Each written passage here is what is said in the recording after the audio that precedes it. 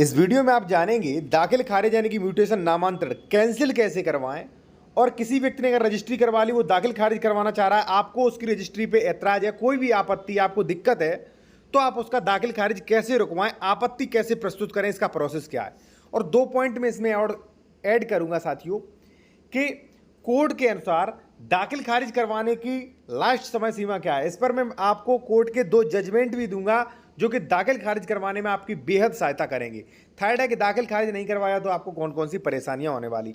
ये उन लोगों को है जो कई लोग जो है प्लॉट्स का दाखिल खारिज नहीं कराते या ज़मीन का दाखिल खारिज नहीं कराते, उन लोगों को जानना चाहिए कि दाखिल खारिज नहीं करवाया तो आपकी ज़मीन भी जा सकती है। क्या है, ठीक है। सबसे पहले फर्स्ट पॉइंट, ठीक है, कि दाखिल खारिज कैसे रुकवाएं और वहाँ पे आपत्ति पत्र यानी कि ऑब्जेक्शन आप वहाँ पे कैसे करवाएं। ठीक है साथियों, एक चीज़ मैं आपसे और कहूँगा, कई लोग जो है कमेंट्स में हमारा कॉन्टैक्ट नंबर मांगते हैं, तो कॉन्टैक्ट नंबर हमारा वीडियो के डिस्क्रिप्शन में होता है। कोई भी लीगल एडवाइस लेनी हो तो ले सकते हैं, कॉन्टैक्ट नंबर वीडियो के डिस्क्रिप्शन दिया गया है, कॉल बुक कराने के बाद सलाह ले सकते हैं। साथियों, दाखिल खारिज कैसे रुकवाएं। देखिए, दाखिल खारिज कई कंडीशन में रुकवाया जा सकता है। मान लीजिए आपने मुझे कोई रजिस्ट्री की, मैंने रजिस्ट्री करवा ली, अब उसके बाद मैं दाखिल खारिज करवाने जाऊँगा तहसील में।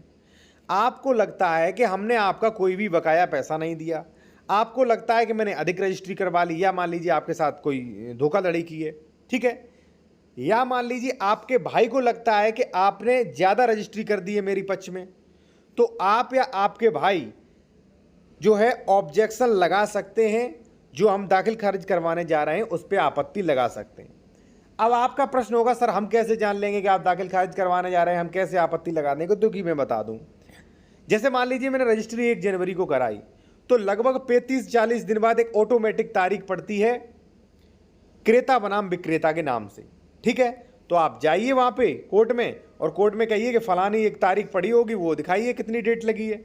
वो बताएंगे कि मान लीजिए सर 6 फरवरी लगी है, तो आप उसी डेट में कहिए, वो पत्रावली निकालिए और उसी पत्रावली में आप पेशकार द्वारा आप अपनी आपत्ति लगा दीजिए कि सर मुझे ऑब्जेक्शन है, इस व्यक्ति ने जो है धोखाधड़ी से बेनामा करा लिया, मुझ पर आपत्ति है, मुझे आपत्ति का अवसर दें। तो आसानी से आप ही लगा सकते हैं। फर्स्ट आपत्ति जो है समय आप भी ले सकते हैं, एडवोकेट की वहाँ पे जरूरत नहीं होती है बहुत ज़्यादा, ठीक है। अब आपत्ति का यदि मान लीजिए आप प्रारूप लेना चाहते हैं साथियों, तो मेरे द्वारा ले सकते हैं, कॉन्टैक्ट नंबर वीडियो के डिस्क्रिप्शन में हमारा दिया गया है। साथियों, अब आता है सेकंड पॉइंट। आपत्ति तो मैंने बता दी कैसे लगाएं, ठीक है। सेकंड पॉइंट है कि साथियों, मान लीजिए कि किसी व्यक्ति ने दाखिल खारिज करवा लिया, मान लीजिए मैंने दाखिल खारिज करवा लिया, आपने आपत्ति नहीं लगा पाई, या मान लीजिए साथियों कि आपके भाई ने अपने नाम जमीन का पूरा दाखिल खारिज करा लिया। दाखिल खारिज यानी कि खतौनी में उसका नाम भी आ रहा है, उसका नामांतर दाखिल खारिज हो चुका है।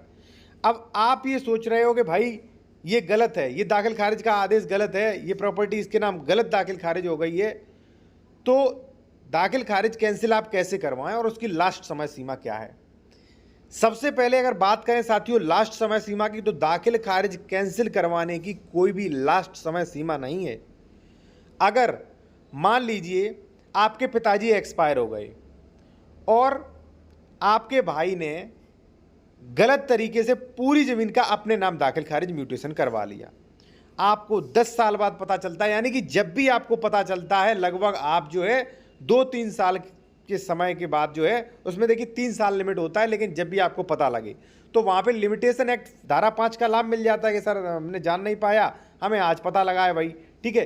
तो वहाँ पे जो है आप दाखिल खारिज कैंसिल कराने के लिए आपके एडवोकेट वहाँ पे रेस्टोरेशन प्रार्थना पत्र देंगे कि महोदय ये एक पक्षीय आदेश था, न्यायालय को गुमराह करके इस व्यक्ति ने अपने नाम दाखिल खारिज करवा लिया है, कृपया इस जो वाद संख्या फलानी दिनांक को हुआ है इसे दोबारा सुने न्याय हित में और मुझे जो है धारा 5 का लाभ दें, ठीक है। तो कोर्ट के ऊपर डिपेंड करता है, कोर्ट उसे सुनेगा, लेकिन अधिकतर 99% मामलों में मैं देखता हूं कि उन्हें जो है समय मिल जाता है, रेस्टोरेशन हो जाता है और न्यायालय जो है वो आपका मैटर दोबारा से सुनता है और आपको पूरा मान लीजिए फिर आपको समय दिया जाएगा कि आप एविडेंस दें कि आप उसके आपके भी वो पिता थे, आपको मान लीजिए नहीं मिला, ठीक है, तो आप बाकायदा एविडेंस दें, ठीक है, साक्ष्य देंगे, साक्ष्यों पे बहस होगी, नोटिस जाएंगे, पूरी प्रक्रिया जो है वो रेगुलर चलेगी, ठीक है ना। अब साथियों ये भी आपका होगा कि दाखिल खारिज कैंसिल का समय क्या है और दाखिल खारिज कैंसिल कैसे करवाएं। दाखिल खारिज डायरेक्ट कैंसिल नहीं होता है, रेस्टोर देते हो तब दोबारा सुनवाई होती है, दोबारा सुनवाई में पूरा प्रोसेस होता है। प्रोसेस में अगर मान लीजिए आपने एविडेंसेस दे दिए तो आपकी उस जमीन का दाखिल खारिज जो है कैंसिल हो जाएगा, ठीक है ना साथियों। अब साथियों आते हैं हम अपने थर्ड पॉइंट पर, जो कि बेहद जरूरी है। इस पर कोर्ट के मैं 2 जजमेंट भी आपको दिखाऊंगा। यहाँ पे साथियों आप देख सकते हैं, सालिक राम बनाम छेदीलाल 2015।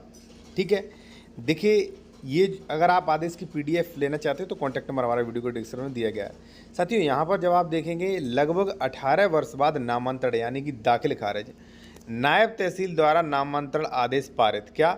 लगभग 18 वर्ष बाद विक्रय विलेख के आधार पर यानी कि बेनामा के आधार पर नामांतरण प्रार्थना पत्र दिया गया था। नामांतरण प्रार्थना पत्र यानी कि दाखिल खारिज करवाने के लिए प्रार्थना पत्र दिया था। नायब तहसील द्वारा नामांतरण आदेश पारित किया गया कि संबंधित पक्षकार विक्रय विलेख के आधार पर अपने अधिकारों की घोषणा के लिए नियमित वाद दाखिल कर सकता है। नियमित यानी कि उसने कह दिया कि भाई धारा 144 यानी कि 229B में जाइए आप, ठीक है, अधिकारों की घोषणा करिए। विक्रय विलेख के आधार पर लगभग 18 वर्ष बाद दिया गया नामांतरण प्रार्थना पत्र नामंजूर कर दिया गया। सालिक राम बनाम छेदीलाल 2015। यानी कि ये कह दिया कि भाई आप 18 साल बाद दाखिल खारिज के लिए आवेदन दे रहे हो और रजिस्ट्री के आधार पर, बेनामा के आधार पर दाखिल खारिज नहीं किया, आप भाई 229B 144 के घोषणात्मक वाद ले आइए आप। ठीक है, यानी कि उसने नामांतरण करने से इनकार कर दिया। ठीक है, अब साथियों मैं आपको बता दूं, वैसे तो 35 दिन बाद आप दाखिल खारिज कराते हो, लेकिन UPRC में कहीं भी कोई रेस्ट्रिक्शन नहीं लगाया है कि भाई आप इतने तारीख तक दाखिल खारिज करवा लो या इतने वर्ष तक आप दाखिल खारिज यानी कि नामांतरण करवा लो। अब मैं आपको एक ऐसा आदेश देने वाला हूं जिसमें स्पष्ट किया गया है कि दाखिल खारिज कभी भी करवा सकते हो। भाई अब आप कहेंगे सर अभी ये बता रहे थे, अभी फिर आप ये बता रहे हो। भाई रूलिंग है, कोर्ट के आदेश हैं, आपका जिस आदेश से काम हो जाए वही बेहतर है। ठीक है, अब वो भी आप देखिए। यहाँ पे साथियों आप देख सकते हैं, विक्रय विलेख के आधार पर नामांतरण प्रार्थना पत्र देने की परिसीमा।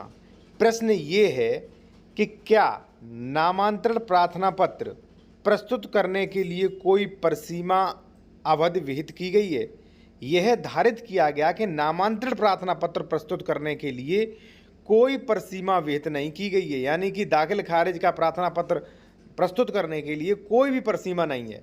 नामांतरण प्रार्थना पत्र यानी कि दाखिल खारिज प्रार्थना पत्र काल बाधित यानी कि समय होने के, अधिक समय बीत जाने के कारण, या काल बाधित यानी कि टाइम बाउंडेशन होने के आधार पर निरस्त नहीं किया जा सकता।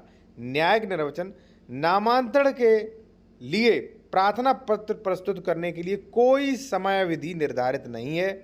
नामांतरण हेतु कभी भी प्रार्थना पत्र दिया जा सकता है। नामांतरण कार्रवाई एक सरसरी कार्रवाई है जिसमें स्वामित्व का प्रकरण नियत नहीं होता है। ये दिया गया है डॉक्टर MC लूथर बनाम मोहम्मद तारिक। ठीक है, ये आदेश दिया गया है साथियों। ठीक है, तो इन आदेशों के आधार पर मान लीजिए आपका जिस आदेश से अगर मान लीजिए काम हो जाता है वही आदेश मान लीजिए आप इनका डिस्क्रिप्शन ले सकते हैं मुझसे। ठीक है, और आप जो है जैसे मान लीजिए अगर मान लीजिए काम में आपके आ जाते हैं तो बेहद बढ़िया है। और साथियों अगर मान लीजिए आपको कोई लीगल एडवाइस लेना है किसी भी मैटर पर तो आप ले सकते हैं। कॉन्टैक्ट नंबर वीडियो के डिस्क्रिप्शन में मेंशन किया गया है।